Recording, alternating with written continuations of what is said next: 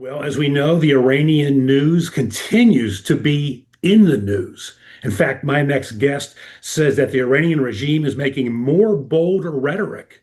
And of course, we know she's right. It seems like things flip flop every other day, if not every week, between a reset, a peace, a ceasefire, but it all goes away. Most recently, one of the Iranian leaders has said that Iran will out endure the U.S. even after his death. He went on to say that we endure aggressors. Meanwhile, Trump, of course, implemented a 20% charge on protecting ships passing through the Strait of Hormuz. He has now lifted that 20% expense and replaced it instead uh, with countries making an investment in the U.S., which I think makes total sense. What is going on here? My next guest points out that the Iranian regime is making more bold rhetoric. Let's welcome counterterrorism expert, Middle East expert, founder of the Foreign Desk, frequent guest on Fox News. Used to be a guest of mine over at One American News. We reconnected recently at the Milken Institute conference. Let's welcome Lisa Daftari. Lisa, good to see you. Great to be with you. Thank you for having me. Yeah, so you have said, and you're so right, that the Iranian regime is making more bold rhetoric. What are we to make of this? Is this going nowhere at all? This being, when I say this, I mean this effort by the Trump administration to bring down that Iranian National Guard. Right. So, I mean, we gave it our chance at diplomacy, right? As of April, we have seen, like you said, this ping-ponging back and forth with the Iran regime, where the American side announces some sort of breakthrough, and then we hear from the Iranian side that there has been no breakthrough and that we are actually still at war. Look, the foregone conclusion here is that they want to be at war. And what Donald Trump is doing right now is showing them that the boot is still on the neck of the Iranian regime, that we can go back to everything can snap back, right? We can go back to a blockade. We can go back to sanctions. We can go back to not allowing them to sell oil, ship oil, collect money, not allowing them to, of course, close off the Strait of Hormuz, and going back to kinetic warfare, and the military war begins once again. So the balance here for the Trump administration is to control the escalation, not allow it to go back to an escalated fight, even maybe more escalated than before, but at the same time deliver that message of deterrence to the regime should they want to accept it, or will they want to escalate further? Where do you think this goes? I mean, I know that's a difficult question, and let me make it more specific. It's when we see this Iranian leader say that we will endure Right.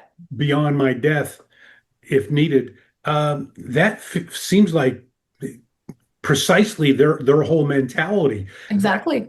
That regime's got to go zero before anything ever changes.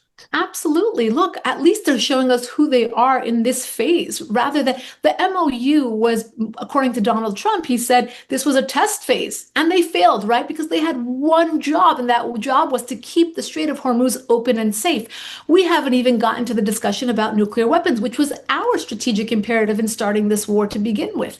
So if they're showing us who they are right now, again, we come around to the fact that this regime only understands force. They believe in a deadly ideology, and they're willing to die by that ideology so that they can live by that ideology. They believe they can endure. All they have to do is survive, and to them, that is equal to victory. Now, what does the survival of this regime mean to us? Yeah. That's the important question here. The survival of this regime to us means centrifuges will spin, a nuclear program, whether it is at near completion or even at completion, will happen eventually. We will see them amass missiles and drones as they have. We will see them put more money into their proxies as they have. And of course, killing the Iranian dissidents back at home because that's the only way that they can stay in power and get rid of any threat from the opposition inside Iran. This is what they have done from day one, 1979. They came into power, death to America, death to Israel. These are not slogans. They live by a deadly ideology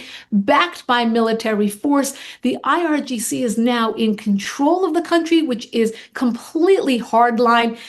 So there are no reformists to be found. There is no way of compromise. This regime wasn't built to do that. It wasn't built to have a softer side. It wasn't built to have certain politicians in power that would be kind and cordial and compromising to the West. That's not the ideology that it was built upon.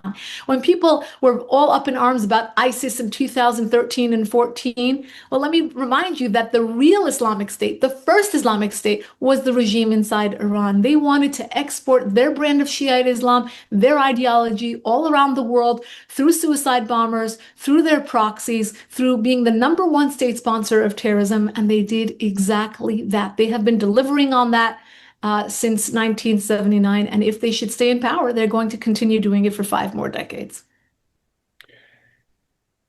Do you believe that the U.S., the voters, the people, the politicians have it within them to continue this? Because it's not, as you've pointed out, Lisa, to bring this regime down is not an overnight task. This might be years in the making.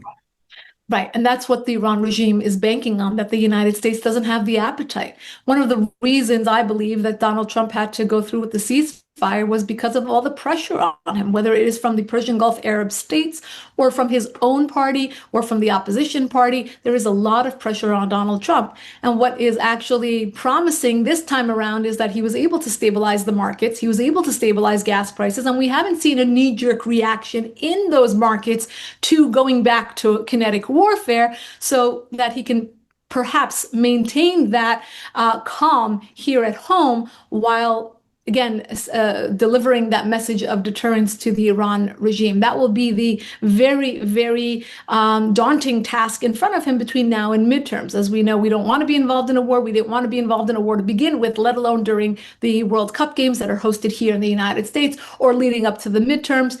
The one issue here is that among voters, because that's what you mentioned, American voters in general, and their view on this war wasn't explained well to them. Now, whether that is, because of this, just the half the media is doesn't want to, describe it in a positive way. They want to go against everything that Donald Trump does.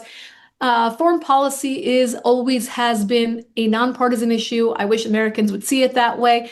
The Iran regime has been and continues to be a homeland security threat, a national security threat to all Americans equally, regardless of how you vote. And that hasn't been really communicated well to the American people. Right now, it is either I'm for Trump or I'm against Trump, and I will view everything through that lens.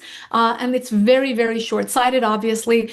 We are allowing narrative warfare to take over our schools, our think tanks, so many of our major institutions, clouding the minds of young people on social media. That's where they get their news, instead of really establishing, our founding DNA. What does our country stand for? What does America First even mean? And really going from there and having both sides see this war as not a war of choice, as we see now based on the rhetoric and the behavior of the Iran regime. It is not a war of choice, but a war of necessity. If you are against forever wars, this is the war to fight to the very end, so that we don't have any more forever wars, so we don't have to have military presence in the Middle East, so that we don't have these suicide bombings, so we don't have to worry about sleeper cells, so we don't have to worry about encampments that are for Hamas and Hezbollah on our finest Ivy League institutions' campuses. This all goes hand in hand. These dots haven't been connected well for the American audience. And I'm sure if they were connected well, and if we had open minds and open ears to hear this, we would have more of an appetite and more support for this war. I have read polls, however, that since the ceasefire, there has been more of an appetite for war among Americans. They do believe that this war is more necessary.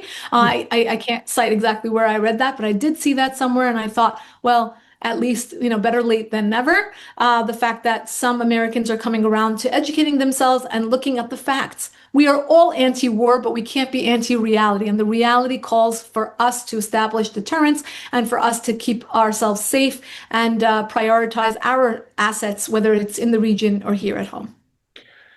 Lisa, I know you don't have a crystal ball, but you're very informed. You're on top of all this. What is your what does your intuition tell you that this war ends with in the midterms? It ends when Trump leaves office, and we're still at risk with these people, or because I don't, and correct me if you think I'm wrong. I don't see, even if it continues, I don't see the U.S. bringing this regime down in the very near term. Right. So if we continue the way that we have fought this war, perhaps not. I think it's been too slow of a degradation of the regime. There are a couple of things that need to be done. I'm no military or nuclear expert by any means, but I will tell you in a broader sense, what needs to be done is that we need to go after the infrastructure that we have been hesitant to go after, number one. Number two, we have to go after the different tiers within the IRGC and the Basij so that you do have defections at scale, so that there are people who put down their weapons and join the Iranian people with those weapons, with their military know-how, with their organizational know-how, so that the Iranian people actually have a chance. In the meantime, we have to support the Iranian people. Look, all presidents before Donald Trump had the same set of facts. Democrats and Republicans alike hesitated to get involved in a military conflict with the Iran regime for that same reason, because we ping-ponged back and forth between two inadequate choices, and that was to either bomb Iran or let Iran get the bomb.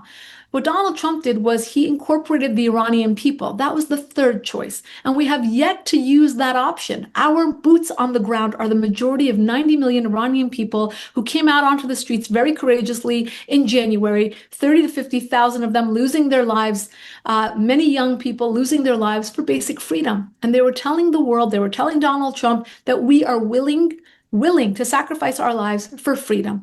So when we were asking for foreign intervention, when they were asking Donald Trump to do this, I'm not saying he did it for the Iranian people, but he knew that he had them and had their support on the ground. And for that reason, I think we need to explore that further. We need to get them the resources that they need to help us finish the job. What I would think it will be a resources be? collaborative effort. What would those resources be? Weapons. Absolutely, weapons, making sure that they have clear lines of communication, of course, because the regime's weapon is to shut them down, not allow them to communicate, not allow them to have internet or cell service so that they cannot communicate. But really, I know between the Israelis and the Americans, if they wanted to, they can collapse this regime in a quicker way than we believe. Really? And the Iran regime's goal is to drag this out again, buy itself a lifeline, drag it out until Donald Trump is out of office, and to hope for a U.S. leader that will not have the appetite, that will want to wind this down, give them the sanctions relief, give them the cash relief, and just call it a day. And I think for that reason alone, we need to take care of this once and for all. This is a generational opportunity. The Iran regime has never been, despite that rhetoric, has never been as weak as it is this moment since 1979. So we need to take advantage of that. They're under economic pressure. They're collapsing economically. Militarily, they're being degraded, and we have to go further to make sure that we don't waste or squander this opportunity. Why do you think the U.S. and Israel have not taken that step? Because as you said, this is the weakest the regime has been. If we put weapons on the ground, then the Iranian and create internet connection, the Iranian citizens will rise up. Why has that not happened, in your opinion? I think this is a slow and steady. It's a strike and see situation for the Trump White House. I think that they were, waiting to see how the regime would respond, slowing things down here because of our domestic timeline and what's going on in this country. President Trump is under extreme amount of pressure, again, from both sides politically here and from the Arab Gulf states who don't have the defense mechanisms in place to adequately defend themselves against the strikes that are coming in. And they don't have the appetite, that's for sure. And the goal of this, again, is to establish a safe and secure Middle East that will benefit the Iranian people. It'll benefit the countries like Qatar and Saudi and the UAE and Bahrain and Kuwait and all the countries that are being rained upon with Iran missiles right now. And it will take patience, and it will take that appetite to go forward to make it better. But in the meantime, no one's claiming that this is an easy task. It's a daunting task. For 5 decades, they have fortified themselves laterally and longitudinally. They know exactly how to do this, and they have thousands of operatives. So again, I think it would behoove us to strike those major infrastructures, make sure we go after their weapons, their launchers, any sort of technology related to that, so that we at least defang them of their military capability, while at the same time giving the Iranian people a chance to rise up and finish the job. All right. Lisa Daftari is very informative, and you've got you've got your thumb on this, right on the matter, so to speak. I appreciate you joining us and sharing your insight with our audience. My pleasure. Thank you for having me. Back with more of the Amato Report after this.